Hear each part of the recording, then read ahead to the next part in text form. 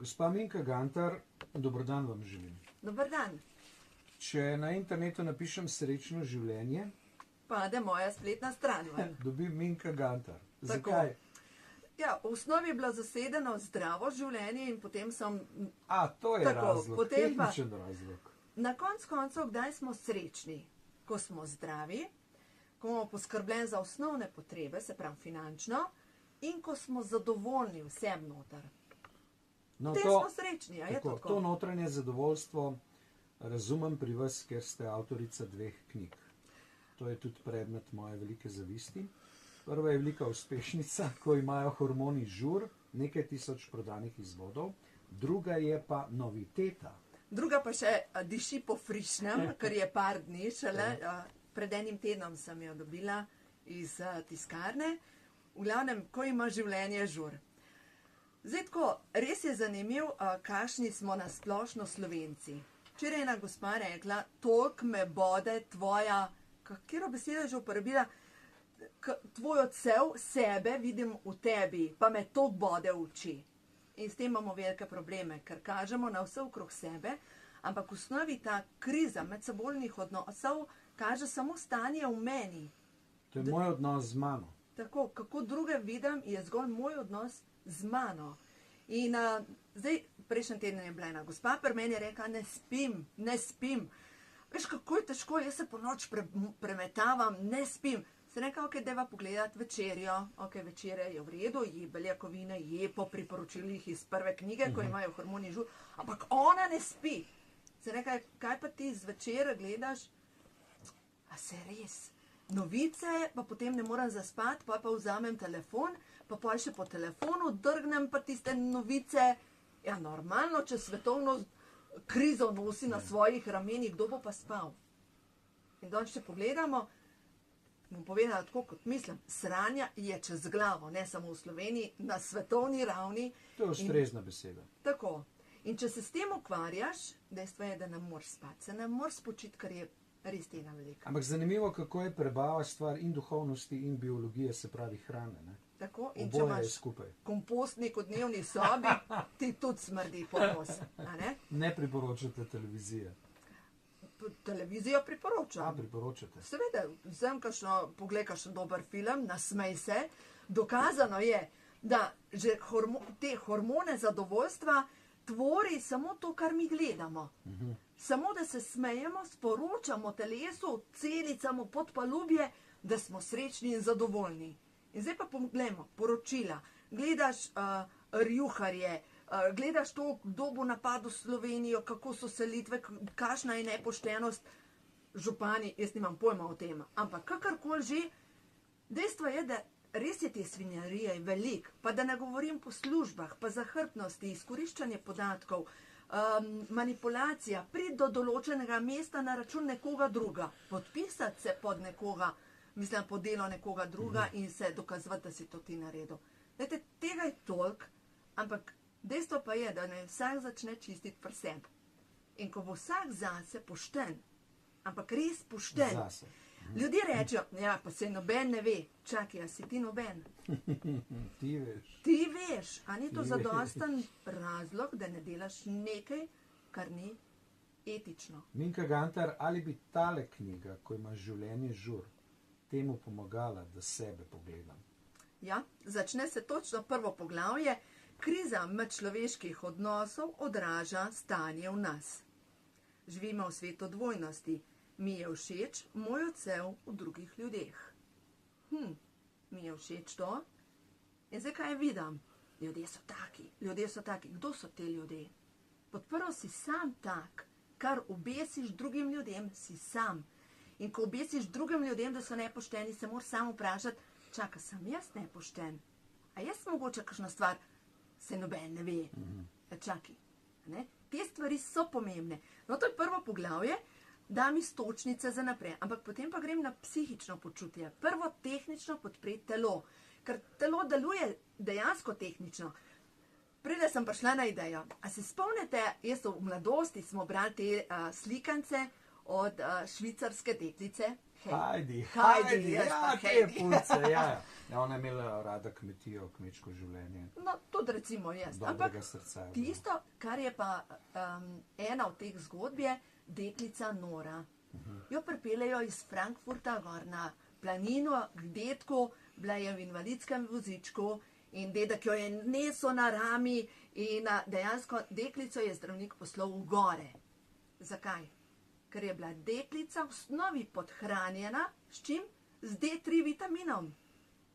Ker ko se je ta deklica Nora napolnila z D3 vitaminom, pila je kozje mleko, kjer je tudi D3 vitamin, bila je na soncu, uživala je čaj iz gorskih zelišč, je shodila. To zgodbo vsi poznamo, sem prepričana. Ampak interpretacija je pa nova. No ja, to je zdaj razlaga tehnična To je zadaj. zdaj razlaga. Ker dejstvo je, da ko se mi napolnimo s sončno svetlobo in dejstvo je, da zdaj le malo premalo sonca, D3 vitamin je ključen pri tem, da naše celice dobijo sporočilo, da se začnejo obnavljati, da ni tihih vnetij. Zdaj pa kje dobimo D3 vitamin s hrano? Dobro, kozje mleko, čim bolj domače mleko, ribe. Ker prav z mojim bratom se enkrat govorila, je rekel, tale tvoja teorija je čudna. Je rekel, kdaj pomisli, kaj pa gor na severu, kjer nimajo sonca, se nekam imajo pa mastne ribe. Tam je dovolj D3 vitamina. In D3 vitamin dejansko sporoča, da nimamo vneti, da nas ne bolijo sklepi, da se ne redimo, da telo ne shranjuje Ribe so moj problem. tolšče, ja, dobesedno. In D3 vitamin mogoče pametno vzeti kot prehransko dopolnilo, sploh zdaj čez zimo, ker D3 vitamin deluje na to, da pač obnavlja. Moja sogovornica Minka Gantar, avtorica že druge knjige, tokrat se knjiga imenuje, Ko ima življenje žur. Povabili smo na kavo. Še bo z nami nekaj minut gospa Minka Gantar, avtorica dveh knjig, druga je, Ko ima življenje žur, kako odstraniti vzroke, ki kalijo srečo, zdravje in zadovoljstvo. Knjiga je debela, ima 440 strani. A je to možno? 440 strani. Domnevam, da bo uspešnica, tako kot je bila prva. Gospa Minka, ampak imate pa še karte sreče v rokah. No, deva, zdaj Zadovoljstvo, začeti s delom. veselja, blaženosti. Se pravi, za Ja. poslušalke in poslušalce, Zdaj potegnem eno karto tako, za njih. sporočilo, No, da da vidva. ne bo pretirane zamere, bom tole potegnil. Zdravljenje. Ja. Zdravilni mir vstopa v moje celice in v mojo dušo. Ja, ko se napolnimo z zdravilnim mirom, je lažje. Potem je še knjižnica zraven. Sprejemam zdravljenje. Moje telo se zdravi samo. Bolezen pomeni samo opozorilo, da sem izven ravnovesja. Kaj naj spremenim? Kateri odnos mi povzroča kronični stres? Bolezen je blagoslov, je klic k spremembi. Moje zdrave celice so vedno bolj močne. Naj se zdravljenje začne zdaj. Če imate potrebo po duhovni literaturi, te karte in knjižica so naprodaj tudi posebej. Ne? Tako dobi se v knjigarnah se dobijo te karte in seveda na moji spletni strani srečno življenje. Ampak gospa Minka, kako je pa zdaj dve knjigi imate? Ne? Ta, ko imajo hormoni žur, se še vedno dobro prodaja. Ali boste obe v knjigarnah? Ja, zdaj ta teden pride tudi ta nova, Ta ko druga, ima ja. življenje žur v knjigarne.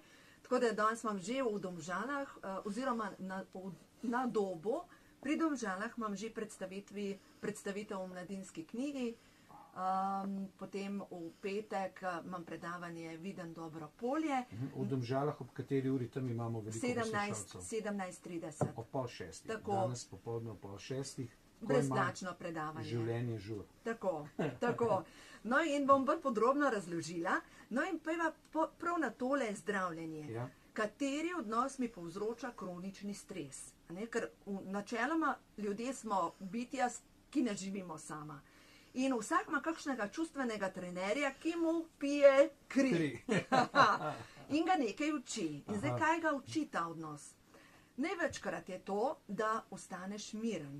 Ne glede na to, kaj se ljudem okrog dogaja, da rečeš, to je tvoja drama, izvoli. In da ostajaš miren. Druga stvar pa je, da odpustiš. Ker vsak dela najbolje, kar zmore in zna v danem trenutku. Ko boje je zelo težko. Ja, priznam, ker smo ljudje. Ker je lažje popravljati tebe, kot pa mene. Ja, kot pa Ker mene, se je lažje ukvarjati s tvojimi grehi, kot pa s svojimi. Se pravi, jaz točno vem za nekoga, kaj more popraviti in kako naj drug vzgaja njegove otroke, kot pa jaz svoje. A ne? Biti prerok nekje drugje pametno, je enostavno. In dejstvo je, da v tej novi knjigi sem se lotila čiščenja preteklosti. Otroci teme, jeza, strah, razočaranje, krivda, splav, obtoževanje. Vse gre z nami iz naše preteklosti. Ja, in ena stvar, recimo, kar opažam. Ljudje, ki so bili rojeni kot nezaželeni, imajo sabo kot en program, da so nezaželeni v svetu, kot da nimajo mesta pod soncem, kot da jim ne pripada zrak. Ja, to je tisto prvo leto dojenčka, ne? Tako. Če ne čuti miru, ljubezni. Že tudi v maternici programiranja. Dejansko, če se mama ni razveselila tega novega življenja, ima v bistvu kot nek program, da ni zaželen v tem svetu. Kako se zdaj tega rešiti? Zdravilna molitev na strani 412, odkodiranje od tega.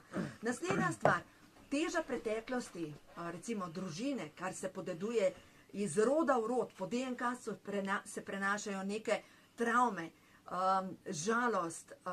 Zakaj se v določenih družinah dogajajo samomori? Zakaj določene družine imajo psihične težave? Kaj se je dogajalo na čustveni ravni v preteklosti? Ne vemo, ampak vemo pa, da se podedujejo te zadeve 9 generacij. 9 generacij. 9 generacij se podedujejo in dejstvo je, da Bog si ga vidi, kaj se je z mojimi babicami dogajalo tam okrog leta 1800, 1700. Da ste tako uspešni in srečni. Bog si ga vidi. Sigurno sem imela kakšno stvar za predelati in dejstvo je, da se vsak od nas nekaj uči. A ne? In če gledam prav svojo družino, a ne? Vsaka družina ima kakšno stvar za predelati. Je ni družine, ki nima nekaj za predelati. No, sej že, če daš mir, je veliko, ne? In če se Da neha se ne žreš, ne? pa da se neha sosedi ukvarjati že To ogromno. absolutno. Ne? Ker vemo, da v slovenski kulturi še toliko tega, fovšarije, nevoščljivosti, koliko pregovorov je v tej smeri, Bog daj, da bi sosedu crkala krava in tako naprej. Za začetek bi bilo samo zadost, da nehamo se ukvarjati s sosedi in se začnemo s sabo. A je to eden od ključnih delov te druge knjige? Ja. Ko ima življenje žur. Tako, začeti pri sebi, pri svoji podzavesti, da najprej razumemo, da podzavest je ta nezaveden del, zakaj pri določeni zadevi odreagiram, kot odreagiram. Začnem se s sabo ukvarjati. Samo podoba, ljubezen do sebe. Ženske imamo tisto, treba je poskrbeti za vse okrog sebe, vse postavljaš na prvo mesto, samo sebe ne. In potem si žrtev in ko si žrtev, pride do tega, da na koncu prideš do jeze, eksplodiraš in potem logično reče, pa kaj ti je? Ja. Se smo vsi, se izmeram tako. A hočete reči, da je psihologija oziroma duhovnost ključna v tej drugi knjigi? Ker bolj vas razumem tudi kot nekoga, ki se spozna na hrano in te stvari. Dejstvo je, da hrana je tehnični del našega telesa. In je tudi v tej knjigi. Tako.